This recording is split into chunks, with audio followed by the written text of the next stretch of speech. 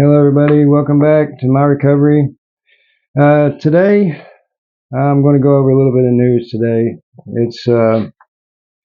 It affects addicts, obviously, in one of the states that I've spent most of my time in, anyways, West Virginia. So this is by Metronews out of Charleston, I believe.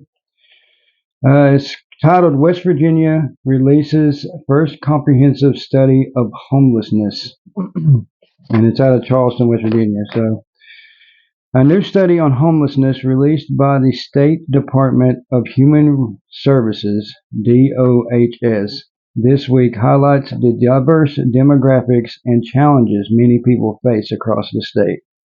It's the first comprehensive study of homelessness in the state required by state law. SB 239, which lawmakers passed during the 2023 legislative session, required the Bureau of Behavioral Health to complete the study.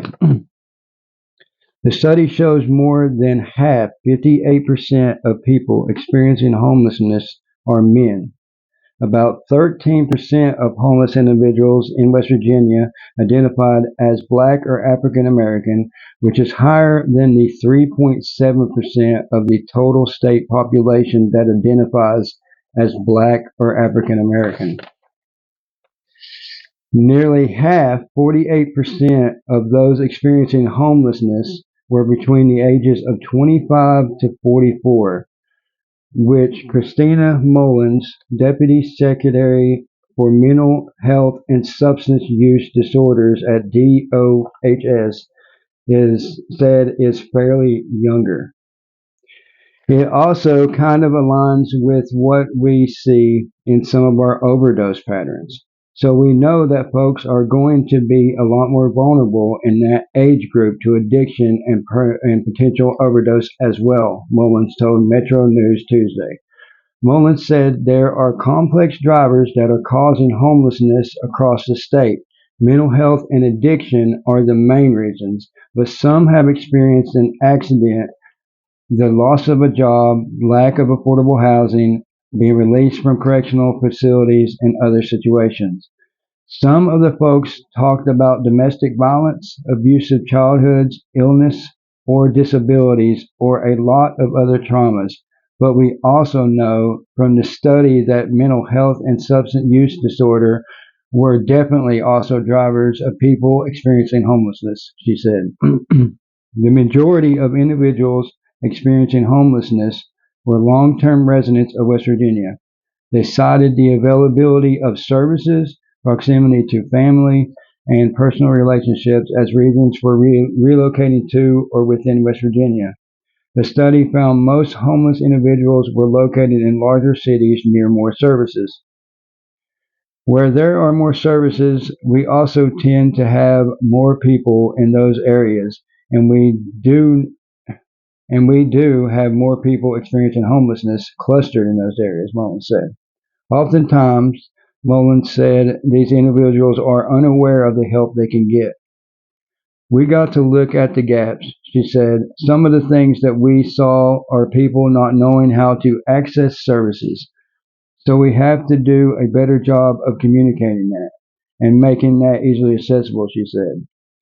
Mullins said with the results of the study, DOHS and other state agencies are now better equipped to support the homeless population. Okay, that's the end of the report there. And then they give you a link on the report saying that takes you to their website, to the Department of Human Services.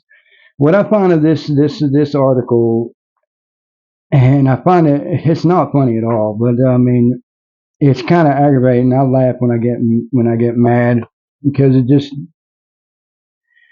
it highlights the ignorance we have in this country and as a whole as human beings. I think that they jump from telling you that exactly here that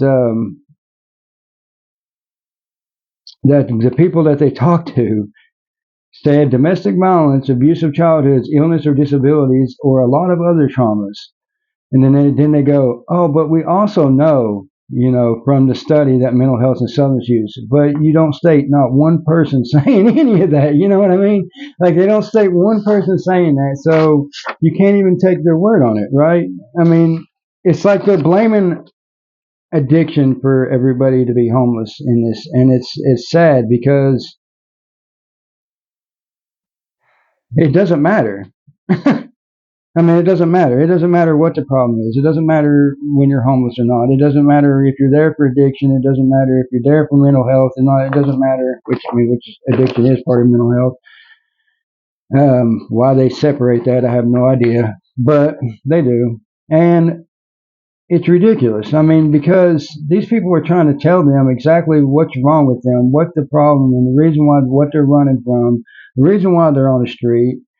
And then they turn around and blame it on something else. And even if that is the cause, right? These people, that ain't what they're saying. That ain't the help they're asking for with. You know what I'm saying? Like it's just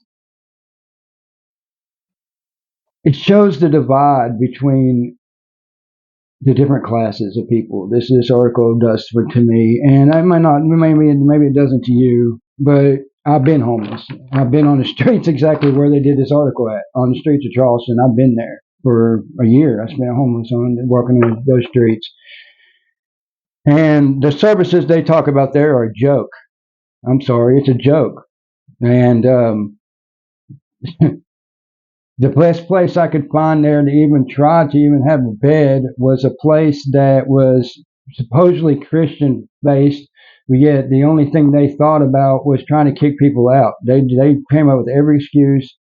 Really, what it was just a racket to steal homeless people's stuff and then turn around and sell it in their store, which was in a different part of the city. I mean, and the people that they were stealing from were the people that was actually working at the store for supposed to be volunteer work. It's a joke. Like the whole place is a joke. It's they take advantage of people that's already had been taken advantage of, and then they turn around and when they try to ask them normal questions, they don't believe anything they say and they blame it on something else. It's infuriating. It's infuriating because I've been there. I know exactly some of these people. I know these people, what are they going through, and it's infuriating. And I'm not going to sit here and lie. I'm not going to sit here and say that addiction isn't causing this. I mean, it might be, but that ain't how you. This ain't how you solve it. You don't solve it by blaming one thing or the other. You solve it by listening to people and trying to help them on what they want to be helped with. Right? I mean, that's how you saw. It's not. This ain't earning no trust of any homeless people at all. From numbers, stating which one are men, which one are black, as if that matters at all, and which one are men, as if that matters at all. You see what I'm saying? Like none of this stuff matters, right? What matters is the fact that the problem is rising, the problem is there, and they're doing nothing about it but doing stupid surveys to figure out. As you can tell, I'm upset about this. It bothers me. It really does. When I think about it, it just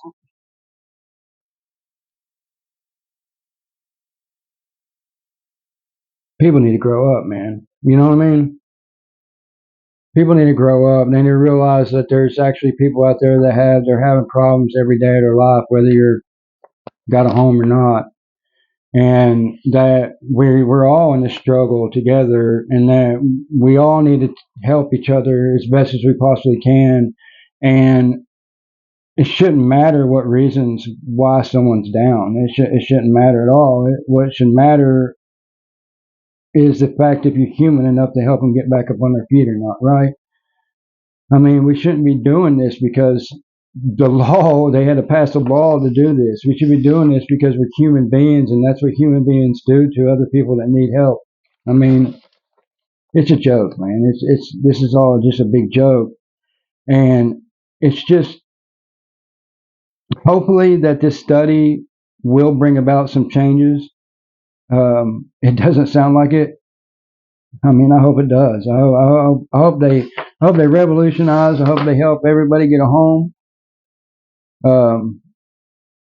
Because I mean, when I was there, we weren't even allowed in stores. I mean, I couldn't even walk inside a store and get a pop. I couldn't even once they found out you were homeless, you were no longer allowed inside buildings. And that's even just to apply for a job. I mean, I was there to try to get a job, and I couldn't even do that. I couldn't even go inside buildings to get an application to get a job.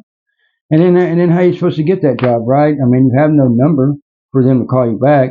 You have no address to get like a social security card or get any help from the government. You got to have an address. When you got to have a social security card, you got to have social security numbers. You got to have all this stuff. You know what I mean? And there's no way of getting that stuff when you're homeless. People don't understand to go from one class to another in this country. It takes tremendous amount of work, tremendous amount of effort, tremendous and some luck. And it's not something you can just do overnight. It's something that most people have to work on. And going from homeless to lower class is no different than going from lower class to middle class. You know what I mean? Or from middle class to high class. There's no difference in that. But the difference between classes, each one of them takes a significant amount of work to get up there. And when we make it impossible for these people to do the work, then there's no way they can do it. I mean, it's just going to continue to rise.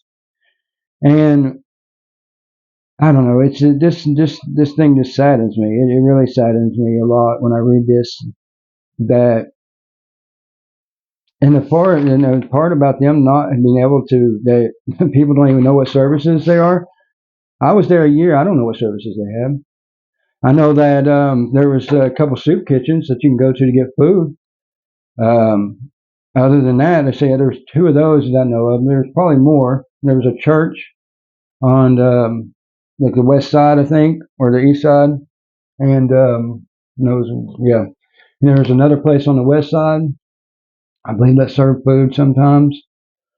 But the problem with those is that, and don't get me wrong, they're great places. I like those places were good people. They had good people there. They tried everything in the world to help homeless people.